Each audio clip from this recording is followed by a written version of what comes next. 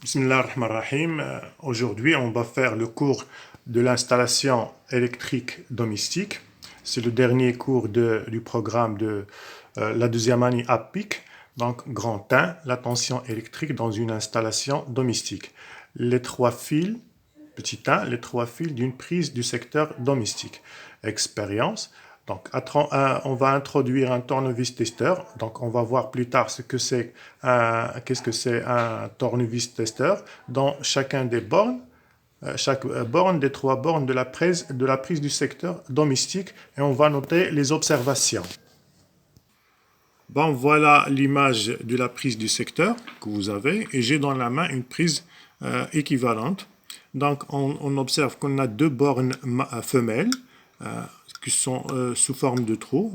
On peut introduire la prise mâle et on voit une borne qui est métallique mâle. Voilà, on a deux tournevis testeurs. On va voir de quoi se composent ces tournevis testeurs. Ils sont pareils, de la même composition.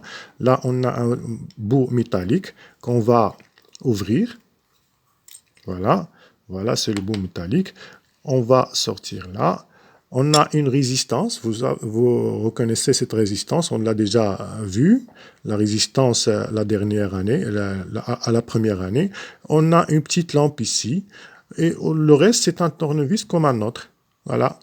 Donc, on va introduire, remonter ce tournevis pour l'utiliser. On va voir l'utilisation de ce tournevis et à quoi ça sert. Donc, on va introduire le tournevis testeur dans chacun de ces deux trous femelles. Voilà.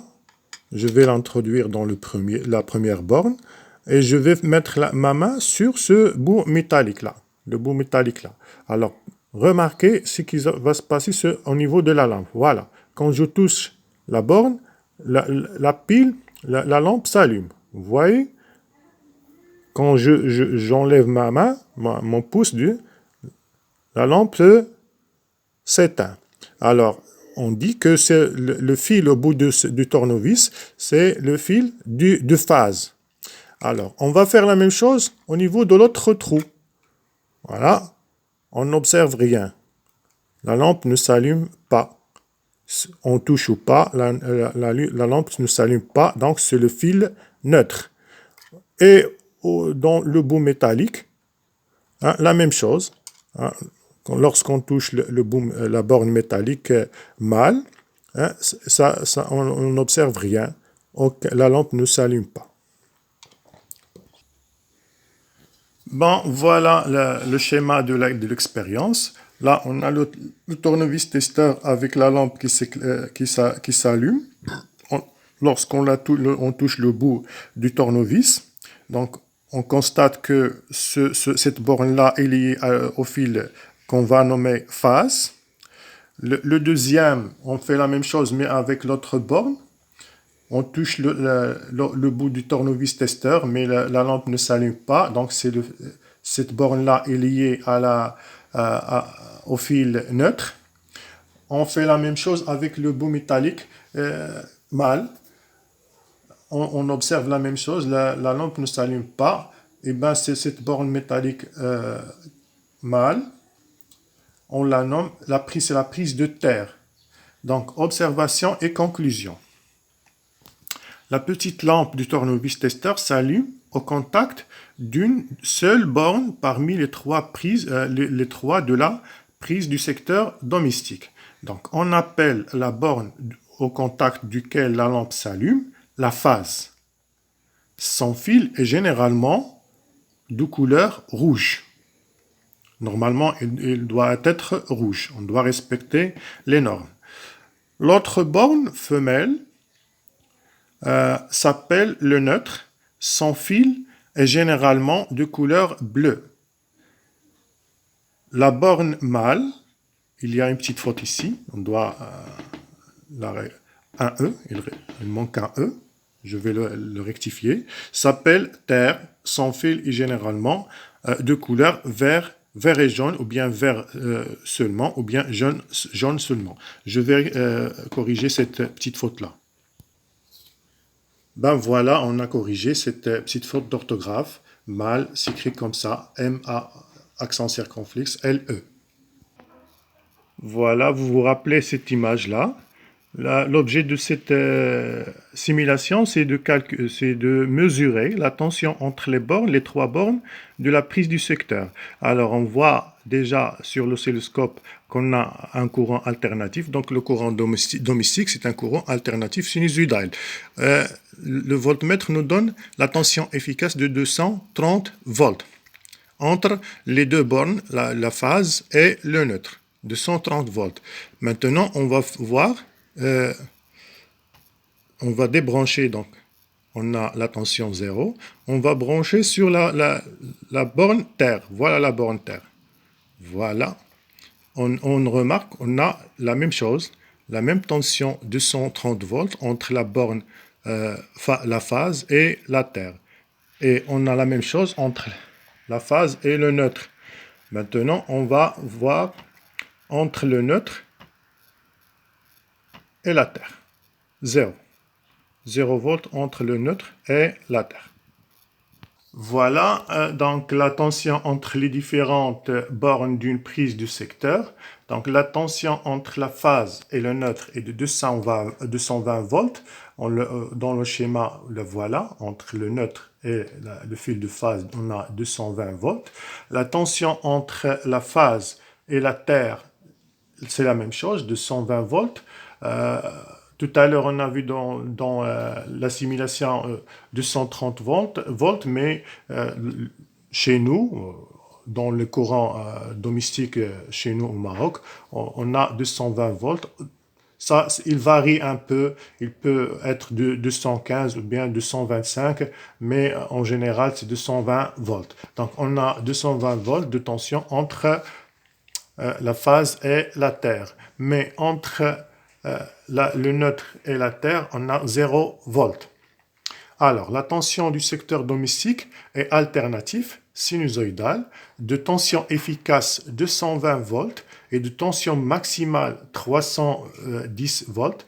On peut calculer à partir de 220, on va le multiplier par 1,41 et va nous donner 310 volts de tension maximale. Et de période de 20 millisecondes, et ce qui signifie qu'on a une fréquence de 50 Hz.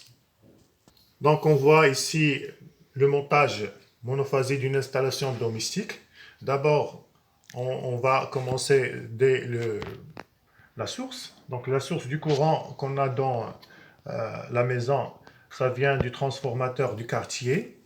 Alors les lignes d'énergie électrique arrivant au...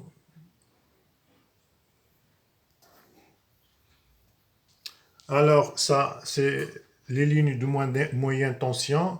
Ils sont de valeur à peu près de 22 000 volts. Ce transformateur va abaisser cette valeur de 22 000 volts à 220 volts environ. Donc, on voit qu'on a le fil de phase, deux lignes, deux fils qui arrivent à la maison, le fil de phase et le fil neutre.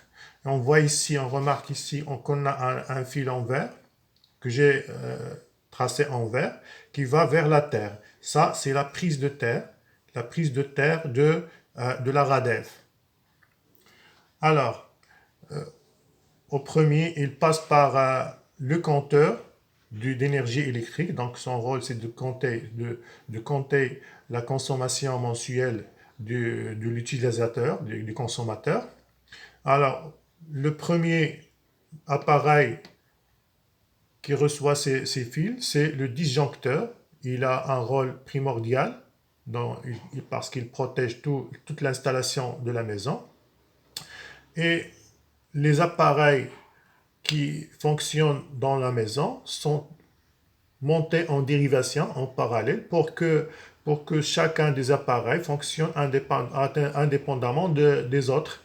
Et on voit que chaque partie de la maison contient un fusible qui protège cette partie. Par exemple, on a un fusible pour la cuisine, un fusible pour les toilettes, un fusible pour le salon, etc. Donc, les appareils qui fonctionnent, ils fonctionnent indépendamment parce qu'ils sont montés en dérivation, c'est-à-dire en parallèle. Et aussi la maison a une prise de terre. On voit ici en vert le fil de terre, la prise de terre. Donc, la mise à la terre se fait par un fil en cuivre qui est attaché à la terre par le biais des fondations de la maison. C'est primordial parce qu'il a un rôle très très important dans la protection des personnes qui utilisent ces appareils à la maison. On voit en bleu le fil neutre et en rouge le fil de phase et en vert le fil de terre. Donc, dans une installation électrique domestique, les récepteurs, qui sont les lampes, le four, le fer à repasser, le ventilateur, etc., sont montés en dérivation, c'est-à-dire en parallèle, pour assurer bien sûr le fonctionnement indépendant de chaque appareil. Donc, les éléments principaux constituant une installation électrique domestique sont le compteur électrique, c'est un appareil qui mesure l'énergie électrique consommée par l'utilisateur. Le disjoncteur, il a plusieurs rôles, il a trois rôles. Le premier rôle, c'est l'appareil qui protège toute l'installation et qui sert d'interrupteur, donc il sert d'interrupteur général. Il protège toute l'installation et ouvre le circuit lorsque l'intensité de courant dépasse l'intensité maximale inscrite sur le disjoncteur. Donc voilà ces trois rôles. Les fusibles, donc un fusible, c'est un élément qui protège une partie de l'installation électrique en cas de surintensité ou bien de court-circuit. Et la prise de terre, son rôle, c'est la protection des personnes utilisant les appareils. Donc on passe au grand 3, c'est la prévention des dangers du courant du secteur. Donc les risques d'électrocution des personnes. Donc une personne risque d'être électrocutée lorsqu'elle est soumise à une tension de plus de 24 volts dans un milieu humide et plus de 50 volts dans un milieu sec. Or, la tension efficace chez nous, c'est 220 volts, donc c'est très très dangereux. Un courant d'intensité électrique à partir supérieur à 30 milliampères, il présente un danger pertinent. Pertinent avec E. Pertinent. Pertinent. Là, voilà. Pertinent avec E. Donc c'est un danger qui est présent toujours. Pour protéger les personnes de l'électrocution, l'installation doit être équipée d'une prise à la terre, c'est très important, et d'un disjoncteur différentiel de 30 mA. Pourquoi 30 mA? Parce que le seuil, c'est le seuil de danger du courant. Donc, qu'est-ce qu'il fait le disjoncteur différentiel? Il mesure l'intensité dans le fil de phase et l'intensité dans le fil neutre, l'intensité rentrant à l'installation et l'intensité sortant de l'installation. Il compare, c'est ça pourquoi différentiel, il compare ces deux mesures et quand la différence dépasse 30 mA, il va couper le courant automatiquement. Le risque d'incendie de l'installation domestique. Il y a toujours un risque d'incendie lorsqu'on a un court-circuit. Et le court-circuit se produit lorsque le fil de phase touche le fil neutre ou bien le fil terre. Dans ce cas, on parle d'un court-circuit et vous l'avez déjà vu l'année dernière dans le circuit électrique simple. Donc, augmentation de l'intensité des conducteurs.